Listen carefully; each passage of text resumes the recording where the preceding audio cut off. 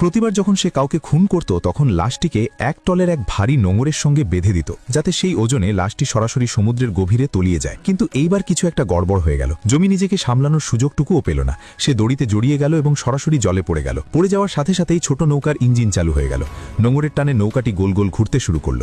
জমি কোনো মতে সাঁতরে ওপরে মাথা তুলতেই নৌকাটি ঘুরে এসে সজোরে তার মাথায় আঘাত করল। ভাগ্য ভালো যে চোট খুব একটা গভীর ছিল না এবং জমি কোনোভাবে বেঁচে গেল। কিন্তু নৌকার ঘোড়া থামল না, সেটি আবার একই জায়গায় ফিরে এলো। এবার জমি আগের ভুলের পুনরাবৃত্তি এড়াতে একটি দীর্ঘশ্বাস নিল এবং জলের নিচে ডুব দিল। কিন্তু নিচে তার সরাসরি নোঙরের সাথে ধাক্কা লাগলো এবং সে যন্ত্রণায় কোঁকিয়ে উঠল।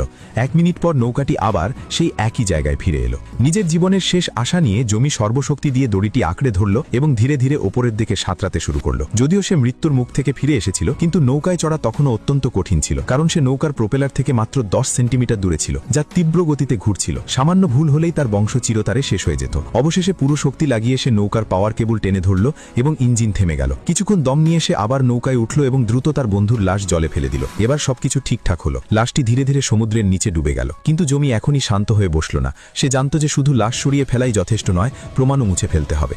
সে নৌকাটিকে একটি নির্জন কিনারে নিয়ে গেল। এরপর নৌকার ভেতরে পেট্রোল ছিটিয়ে লাইটার দিয়ে আগুন ধরিয়ে দিল। দেখতে দেখতে নৌকার কাঠ পুড়ে কালো হয়ে গেল, কিন্তু কাজ তখনও অসম্পূর্ণ ছিল।